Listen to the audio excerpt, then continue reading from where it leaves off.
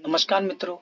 आज हम जिस कुंडली पर चर्चा करने जा रहे हैं, ये जिस जातक की कुंडली है, उस जातक को अपना डेट ऑफ बर्थ तो पता था, परंतु जन्म का समय नहीं पता था। क्योंकि जन्म का समय केवल उनकी मदर को पता था, जो कि संसार में नहीं थी। तो ये कुंडली मेरे पास 2013 में आई थी। 2013 में मई जून के आसपास लगभग। तो उस समय जब मैंने इनसे पूछा तो इन्होंने अपनी डेट ऑफ बर्थ बताई, टाइम इनको नहीं पता था।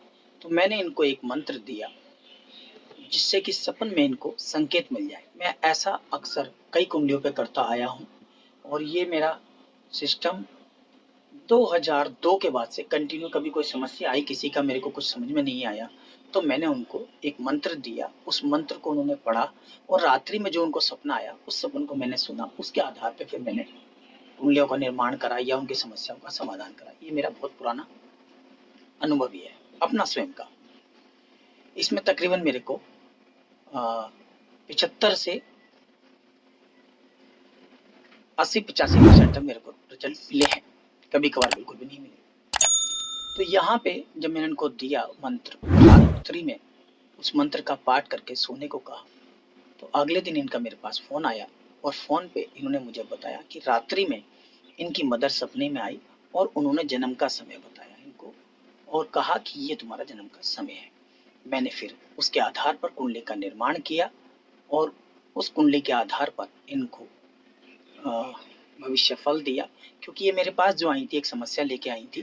क्योंकि इनकी शादी को 13-14 साल लगभग हो गए थे, इनको कोई संतान नहीं थी और इन्होंने अपनी क्या कहते हैं मेडिकल ट्रीटमेंट भी लिया था, जिसकी वजह से ये कई बार मायूस होके भी आई थी। आईबीएम के लिए भी सोच रही थी, 2 बार उनका बेकार हो चुका था आईबीएम का, फिर दोबारा से सोच रही थी।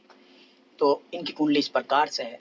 सिंह लगन है, लगन 1 डिग्री 32 मिनट पर है। शनि लगन में ही विराजमान है, जो कि 4 डिग्री 29 मिनट का है, क्योंकि नियर क्लोज डिग्री है दोनों की। इसके बाद सेकंड हाउस में देखते हैं, तुला राशि, उसमें कन्या राशि में, तो यहाँ पे शुक्र और राहु विराजमान है। थर्ड हाउस में आपके बुध और सूर्य बैठे, सूर्य लग्नेश है। पंचम भाव में चंद्रमा विराजमान है। अष्टम भाव में केतु है। 11वें भाव में बृहस्पति है और 12वें भाव में मंगल है, नीच का, जो नीच अभिलाषी है, नीच की ओर जा रहा है। तो इन कुंडली की उस समय वर्तमान में जो दशा थी, जब मेरे पास आई थी, जो मैंने देखा, राहु, शनि और चंद्रमा, यानी राहु की महादशा थी, जिसमें शनि की अंतरदशा थी और चंद्रमा की प्रत्यंतर दशा थी। अब जब ये मेरे पास आई, मैंने कुंडली को देखा, पंचम भाव में इनके चंद्रमा बैठा है, जिसको पंचमे स्वयं बृहस्पति देख रहा है।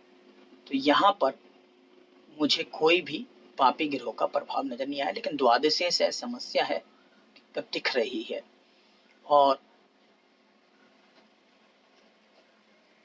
किसी और ग्रह का कोई संबंध यहाँ पे है नहीं। तो मैंने इस कुंडली को देखा। देखने के बाद मैंने इनको बोला आपको संतान हो जाएगी, और मैंने इनको कुछ पूजा पाठ वगैरह, मंत्र वगैरह दिए, इन्होंने किए और करने के बाद 2014 में इनको संतान की प्राप्ति हुई।